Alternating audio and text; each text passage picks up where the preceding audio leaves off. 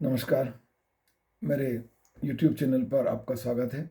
आज 22 मार्च विश्व जल दिवस है और आज 22 मार्च 2025 को विश्व जल दिवस का जो मुख्य विषय है वह है ग्लेशियर संरक्षण।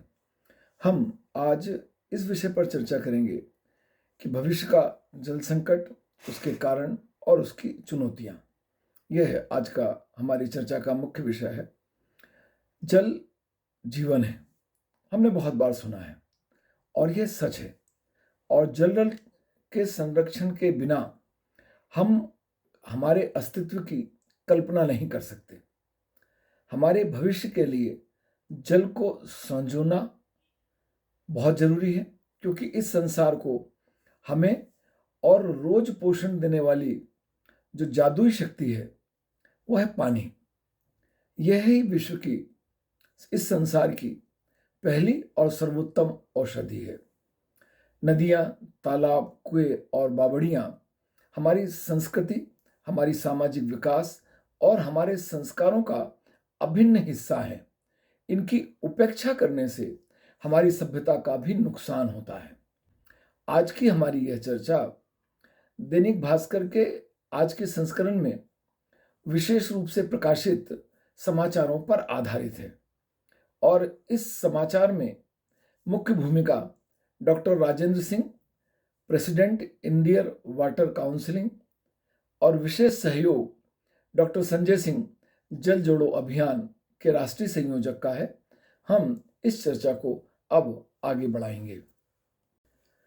जलवायु परिवर्तन, शहरीकरण की बढ़ती गति, औद्योगिकरण, जल के प्रति उपभोक्तावादी दृष्टिकोण आदि ने विश्व के समक्ष वर्तमान समय में गंभीर जल संकट खड़ा कर दिया है।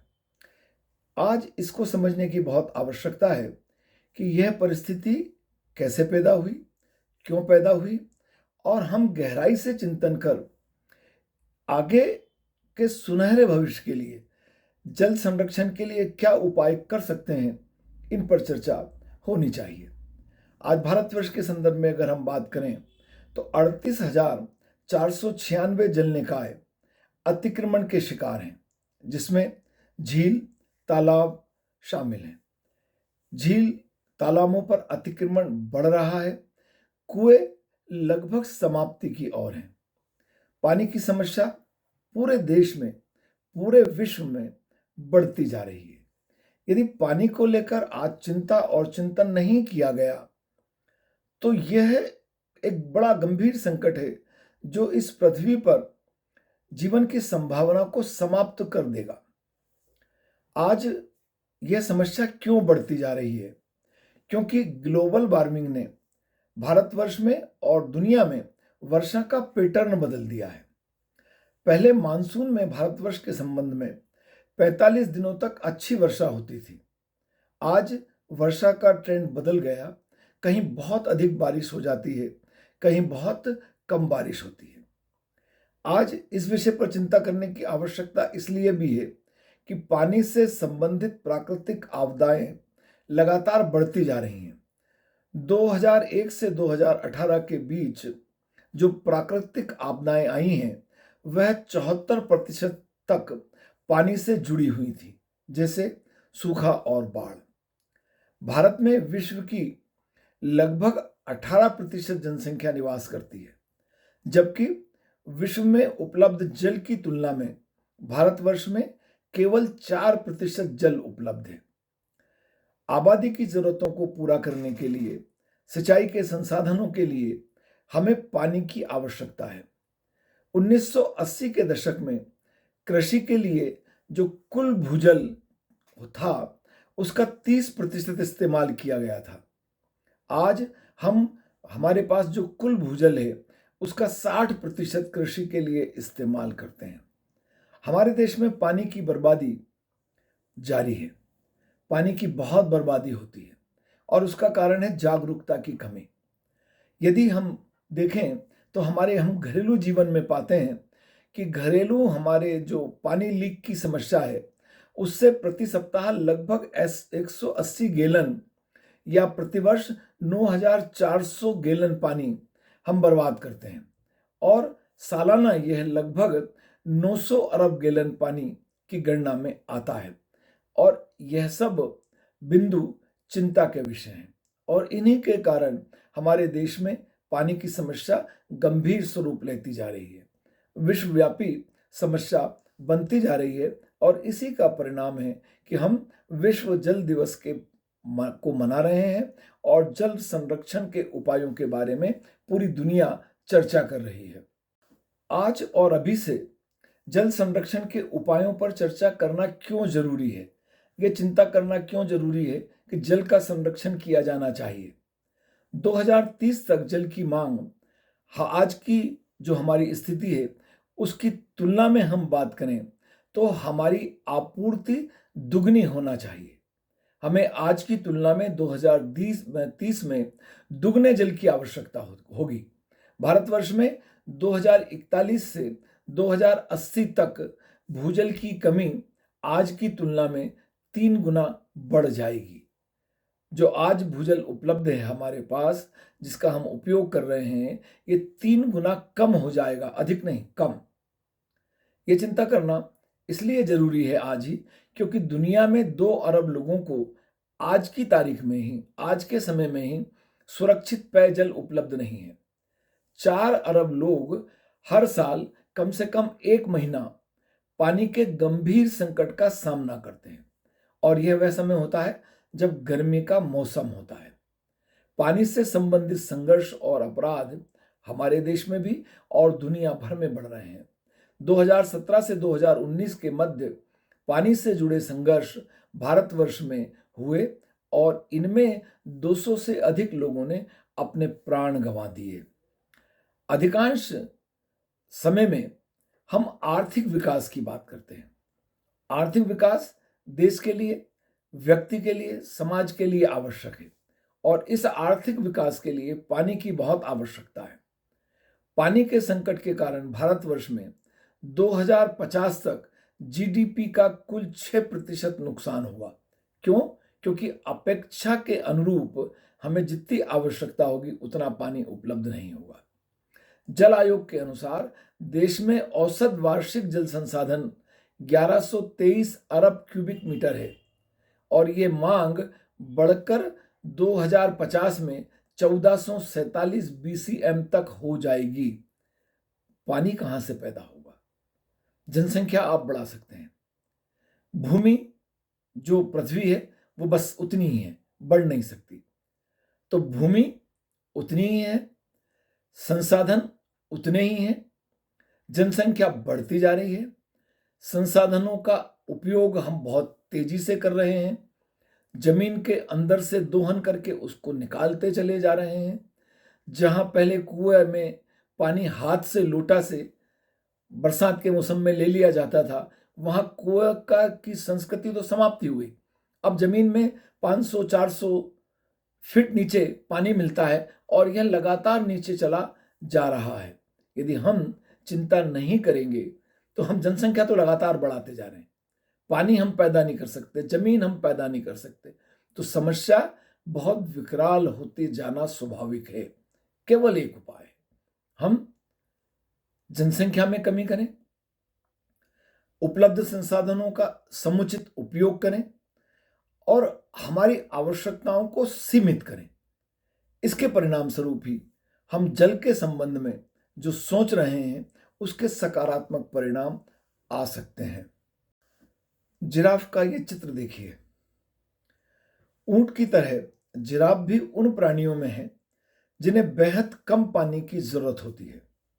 नेशनल जियोग्राफिक के अनुसार वो दिन में 1 बार पानी पीते हैं और कई बार तो वह बगैर पानी पिए हफ्ते भर तक रह सकते हैं। अगर बहुत आवश्यकता होती है तो उन्हें अपने जरूरत का पानी अपने उनके भोजन की नमी से प्राप्त हो जाता है। अब जिराफ और ऊंट जैसे प्राणी, उनको पानी उपलब्ध नहीं हो पा रहा है, उनके लिए पानी की कमी होती जा रही है। संदेश यही है कि जिन्हें कम पानी चाहिए वो भी अब पानी के लिए संघर्ष कर रहे हैं। तब इंसान की क्या अवस्था होगी जिसे प्रतिदिन पानी चाहिए, पीने के लिए और दैनिक अपने अन्य उपयोग के लिए। जल ही जीवन है। पीने के लिए पानी के बगैर हम जीवन की कल्पना नहीं कर सकते, और पीने के लिए जो पानी चाहिए हमें, वह भी शुद्ध होना चाहिए, ताकि उस पानी से हमें कोई बीमारियां ना हो। हमारा आंतरिक तंत्र अशुद्ध पानी को झेल नहीं पाता है। तो पानी की चिंता करना इस जिराफ के चित्र के माध्यम से स्पष्ट होता है कि हमें पानी के संरक्षण के उपायों पर गंभीरतापूर्वक विचार करना चाहिए। अब हम भारतवर्ष के कुछ उन जल योद्धाओं की चर्चा करेंगे जो बूंद बूंद जल बचाने के लिए संघर्ष कर रहे हैं और जिन्होंने अपने क्षेत्र में विविध प्रकार के उपाय करके जल संरक्षण किया है। भूमि में जल की उपलब्धता उनके प्रयासों से बढ़ गई है। देश की करीब 60 करोड़ आबादी जल संकट से जूझ रही है। कुछ जल योद्धा अपने क्षेत्र को पानी पीने के मामले में, पानी के अन्य प्रकार के उपयोग के मामले में आत्मनिर्भर बनाना चाहते हैं, इस काम में जुट गए हैं। वह केवल अकेले काम नहीं कर रहे हैं, वह समाज को प्रेरित और जागृत कर रहे हैं और जल संकट की गंभीरता को समझते हुए समाज के द्वारा उनको भरपूर सहयोग मिल रहा है। कुछ ऐसे लोगों की हम चर्चा करते हैं और इसमें पहला नाम है सिमोन ओराव। 5000 फीट नहर काटकर बनाई उन्होंने, 42 फीट ऊंचा बांध बनाया और पानी बचाने के उनके अपने प्रयासों के कारण उनको पद्मश्री की उपाधि मिली। और दैनिक भास्कर में यह उनके बारे में जानकारी कुंदन चौधरी, रांची, झारखंड के माध्यम से प्रकाशित हुई है। सिमोन उराव के गांव में बारिश कम हुई तो लोग पानी और दाने दाने के लिए मोहताज हो गए। तब सिमोन जी की उम्र 20 साल की थी। गांव में पहाड़ी के पास एक छोटी नदी बहती थी। सिमोन को नदी की धार में सिंचाई की समस्या का समाधान दिखा। उन्होंने उबड़ खाबड़ और पथरीले रास्ते में नाली बनाकर पानी खेतों तक लाने के बारे में सोचा और इस काम में जुट गए। उन्होंने 1955 से 1970 के मध्य बांध बनाने का अभियान चलाया। धीरे धीरे उनके अभियान के साथ 500 लोग जुड़कर जल संरक्षण का काम करने लगे। सिमोन ने 5000 फीट नहर काटकर 42 फीट ऊंचा बांध बना डाला और इस तरह 50 एकड़ में सिंचाई की सुविधा उपलब्ध करा दी और उनके क्षेत्र में पेयजल के लिए पानी की उपलब्धता बढ़ गई। मैंने पहले भी उल्लेख किया कि उनके प्रयासों का परिणाम यह हुआ कि भारत सरकार ने उनके प्रयासों को उन्हें सम्मान देते हुए पद्मश्री की उपाधि प्रदान की। दूसरी चर्चा हम श्री महेश शर्मा जी के बारे में करेंगे और यह जानकारी आशीष चौहान, झाबुआ, मध्य प्रदेश के माध्यम से मिली है। आदिवासियों के साथ मिलकर महेश शर्मा जी ने 130 तालाब बनाए और लगभग 1 करोड़ लीटर पानी वह हर साल बचा रहे हैं। महेश जी ने 2011 में झाबुआ क्षेत्र में जल संकट को दूर करने के लिए शिव गंगा नामक अभियान की शुरुआत की। आज इससे 800 गांवों के 3000 कार्यकर्ता जुड़े हैं। उनकी पहल पर आदिवासियों ने 130 तालाब और 2.5 लाख ट्रेंच बना लिए। इनसे हर साल 1 करोड़ लीटर पानी बच रहा है। इस अभियान को हलमा कहा जाता है उनकी क्षेत्रीय भाषा में। साल भर में एक बार आह्वान होता है और आदिवासियों की टोलियां ट्रेंच बनाने के लिए एकत्र हो जाती हैं। हलमा आदिवासियों में लोगों के दुख को दूर करने की एक परंपरा का नाम है और इसी परंपरा के माध्यम से जल संरक्षण के लिए प्रयास किए जा रहे हैं। महेश जी को भी पानी बचाने, पानी को संरक्षण के उपाय करने के लिए भारत सरकार द्वारा पद्मश्री की उपाधि से सम्मानित किया गया। श्री तेजाराम माली के संबंध में जानकारी विकास टिंकर, मदनगंज, किशनगढ़, राजस्थान के माध्यम से मिली है। तेजाराम माली ने 1998 में मंथन नामक एक संस्था का गठन किया और इस संस्था के माध्यम से बच्चों को पढ़ाने की शुरुआत की। लेकिन उन्हें पता चला कि बच्चियां स्कूल इसलिए नहीं आ पाती हैं क्योंकि वह जल संकट के कारण पानी लेने के लिए जाती हैं। इसके बाद श्री तेजाराम जी ने संस्था के कार्यकर्ताओं और ग्रामीणों के माध्यम से ग्राम पंचायत की मदद से तालाबों का निर्माण शुरू किया, वाटर टैंक बनाने की शुरुआत की। 1998 में की गई उनकी शुरुआत और 2010 में रूपनगढ़ के झांग गांव से तालाब बनाने का प्रारंभ करना, इसका परिणाम यह हुआ कि अब तक वे 15 गांवों में 24 छोटे बड़े तालाब बना चुके हैं। इन 27 सालों में 600 से ज्यादा घरों व सरकारी स्कूलों में उन्होंने वाटर टैंक बनवाए हैं। उनके इन प्रयासों से अजमेर व नागौर जिलों के करीब 50,000 लोगों के पीने के पानी की आवश्यकता की पूर्ति हो रही है।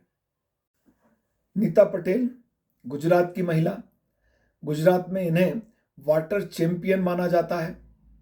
इनके बारे में जानकारी मेहुल पटेल वलसाड़ गुजरात के माध्यम से मिली है। नीता जी दक्षिण गुजरात के भरूच और आदिवासी बहुल जिले डांग में 20 सालों से पानी बचाने के लिए काम कर रही हैं। उन्होंने इस काम के लिए 31,744 महिला सदस्यों को अपने साथ जोड़ा है। नीता जी कुओं की मरम्मत, चेक डैम बनाने और उनके माध्यम से जल संरक्षण के काम में लगी हुई हैं। उन्होंने अपने काम के साथ महिलाओं को जोड़ा और पानी से जुड़े मुद्दों को वह अपने क्षेत्र में बहुत प्रभावी ढंग से उन महिलाओं के सहयोग से उठाती हैं। इस अभियान का परिणाम यह हुआ कि 25 गांवों का भूमिगत जल स्तर सुधर गया। 230 गांवों की 1000 हेक्टेयर भूमि में सिंचाई के लिए पानी उपलब्ध हो गया और इन गांवों की पेयजल संबंधी समस्या का निदान हो गया और इसीलिए नेताजी को उस क्षेत्र में वाटर चैंपियन माना जाता है। जालना के प्रोफेसर पुरुषोत्तम वायल के प्रयासों से 181 गांवों में जल क्रांति आ गई। इनके संबंध में जानकारी कृष्णा तिलके जी, जालना, महाराष्ट्र से प्राप्त हुई। श्री पुरुषोत्तम जी के प्रयास से किसानों ने ढलानों पर 4 फीट चौड़े, 4 फीट लंबे और 6 फीट गहरे गड्ढे खोदे और इन गड्ढों में पत्थर और रेत भर दी।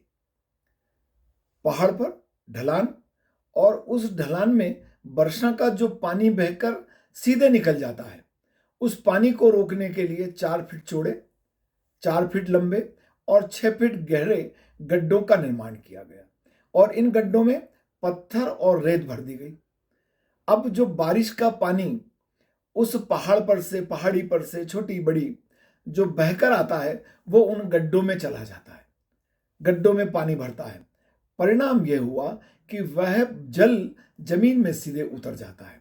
नतीजा यह है कि अब इस क्षेत्र की लगभग 2 लाख एकड़ से ज्यादा सूखी जमीन के जल स्तर में अभूतपूर्व वृद्धि हुई है। किसानों के कुओं में पानी बढ़ा है। इन जल संरचनाओं को जल तारा नाम दिया गया है। इन संरचनाओं से किसानों की आय में वृद्धि हुई है। पहले किसानों को खेती के लिए पर्याप्त पानी नहीं मिल पाता था, अब उनको पर्याप्त पानी खेती के लिए भी मिल रहा है और शुद्ध पेयजल भी प्राप्त हो रहा है।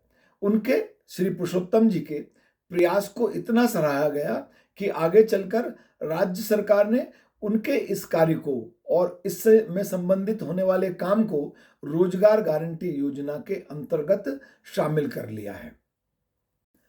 अभी इसके पूर्व हमने जल संरक्षण के संबंध में काम कर रहे कुछ विशिष्ट योद्धाओं की चर्चा की और उनके प्रयासों के परिणाम स्वरूप जो लाभ उस क्षेत्र विशेष को मिला, जल क्रांति आ गई, जल संरक्षण हुआ, उसको भी हमने देखा और समझा।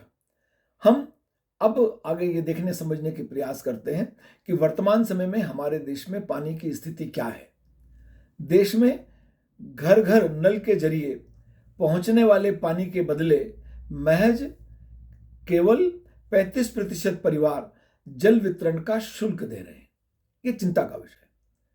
जल संरक्षण के लिए शुद्ध जल को आपको पेयजल के रूप में और अन्य प्रकार के उपयोग में उपलब्ध कराने के लिए सरकार प्रयास कर रही है, और स्वाभाविक आप जानते हैं कि इस प्रयास में राशि लगती है, व्यय होता है, और उस व्यय के लिए बहुत थोड़ा नॉमिनल शुल्क लगाकर आपसे लिया जाता है, ताकि आप जागृत भी हों, आप महत्व भी समझें और अपना अंशदान समाज के विकास में, परिवार के विकास में, राष्ट्र के विकास में लगाएं। पर केवल देश के 35% लोग इस प्रकार के जो जल का शुल्क है उसका भुगतान कर रहे हैं। ये बहुत विचार का, चिंता का विषय है। राष्ट्रीय जागृति इस संबंध में होना चाहिए, करने के उपाय हम सबको करना चाहिए। 90% गोवा के परिवार शुल्क दे रहे हैं, वह इस मामले में देश का सबसे अच्छा राज्य है। सरकारी प्रयासों के बाद भी देश भर में 43% परिवारों तक पाइप के माध्यम से पानी नहीं पहुंच पा रहा है। सरकार हर घर नल अभियान के तहत प्रत्येक परिवार तक के घर तक पानी पहुंचाने का प्रयास कर रही है, परंतु आज का आंकड़ा यह है कि 43% परिवार इस सुविधा से वंचित हैं। और जब ये सुविधा मिल जाएगी तो फिर वही प्रश्न आएगा शुल्क देने का। तो हमें पानी चाहिए, इसके लिए हम मांग करते हैं, हम उसकी पूर्ति होनी चाहिए, पर हमें भी स्वतः प्रेरणा से उसके लिए निर्धारित शुल्क का भुगतान करना चाहिए। 90% घरों में आंध्र प्रदेश में नलों से पानी पहुंच रहा है। देश में यह सबसे अच्छी स्थिति है। देश का यह सबसे अच्छा राज्य घर तक नल के माध्यम से पानी पहुंचाने के मामले में। 91% घरों तक लद्दाख में नलों के माध्यम से पानी नहीं पहुंचाया जा पाया रहा है, और यह देश में सबसे खराब स्थिति है। लद्दाख की भौगोलिक स्थिति कुछ ऐसी है कि इसमें कठिनाइयां हैं।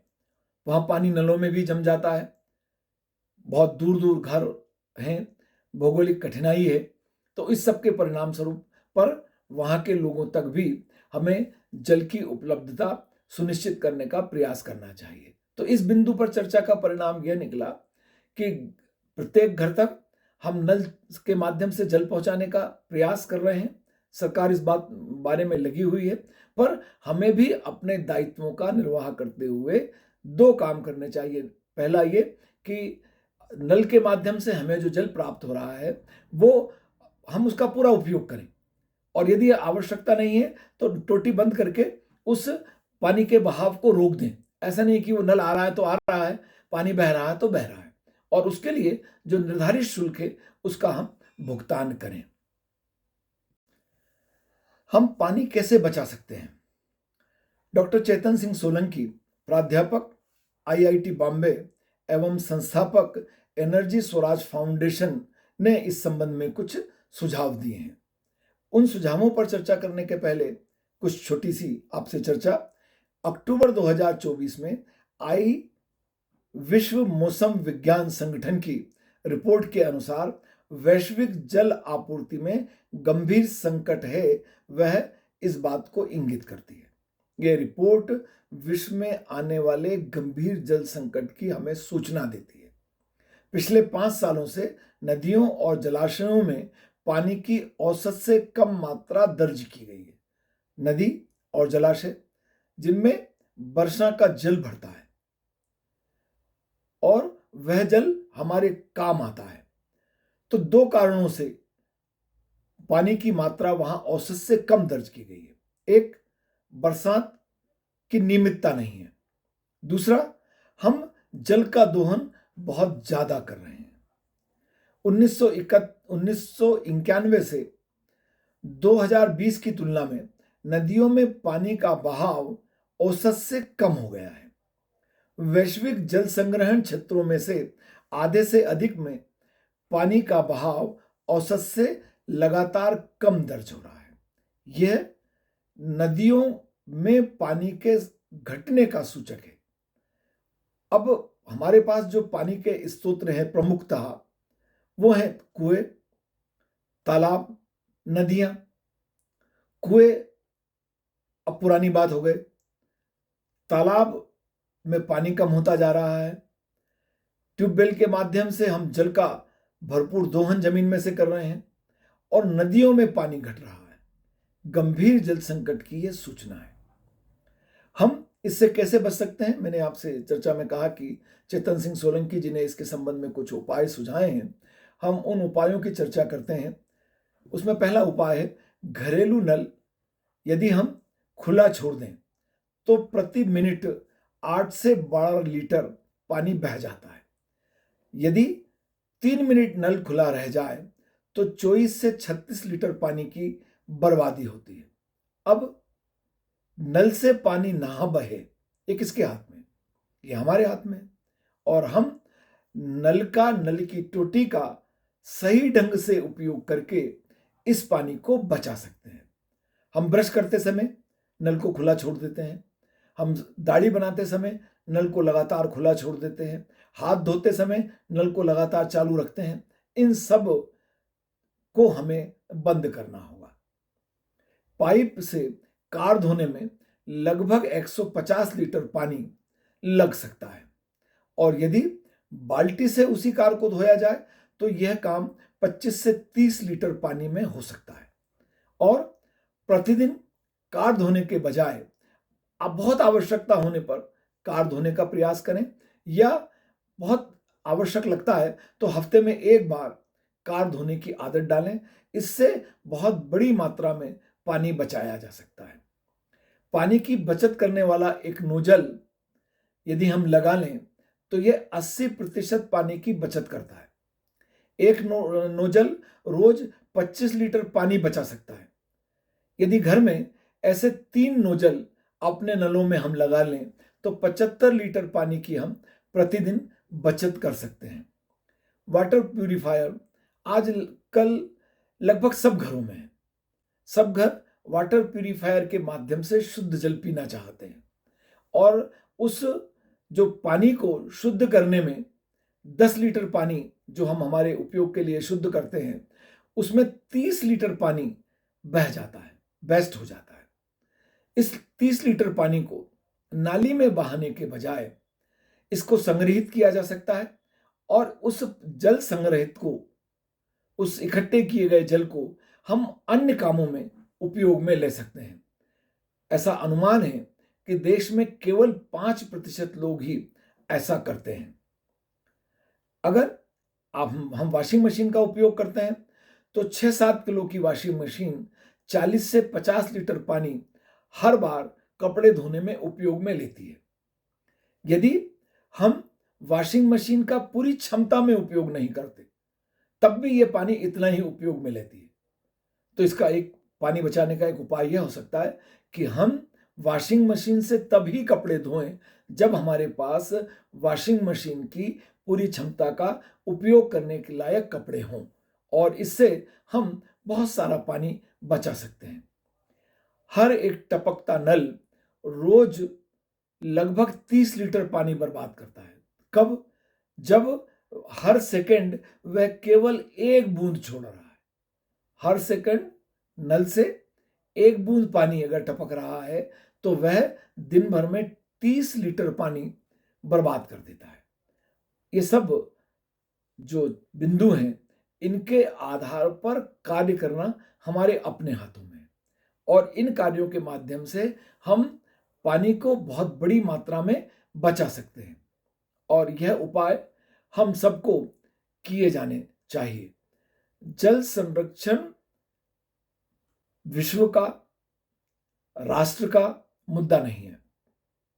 यह विश्व और राष्ट्र के मुद्दे से हटकर अब परिवार का और व्यक्ति का मुद्दा बन गया है। इसलिए इस मुद्दे पर प्रत्येक व्यक्ति को चिंता करनी चाहिए। ये नहीं मेरे यहां तो ट्यूबवेल में पर्याप्त पानी है और मुझे क्या करना है, बाजू वाले की समस्या को बाजू वाला जाने, ये नहीं चलेगा। क्योंकि वो जो जल आप जमीन में से निकाल रहे हैं वो बाजू वाले की जमीन में से भी निकल रहा है और जो नीचे पृथ्वी में जल है उसका स्तर लगातार नीचे होता जा रहा है। तो ये व्यक्तिगत चिंता का विषय है। हम सब आज के इस विश्व जल दिवस पर जल संरक्षण के उपायों पर केवल चिंतन नहीं करें, काम करना प्रारंभ करें। आपने मेरे वीडियो को देखा, मैं आपका बहुत धन्यवाद देता हूं। यदि आपने चैनल को सब्सक्राइब नहीं किया है तो चैनल को सब्सक्राइब करने का अनुरोध करता हूं। मेरे इस चैनल पर आपको समाजशास्त्र विषय के, पारिवारिक, सामाजिक, राष्ट्रीय महत्व के, शैक्षणिक महत्व के और प्रेरणात्मक प्रसंगों के वीडियो देखने में आते हैं। आपका बहुत धन्यवाद।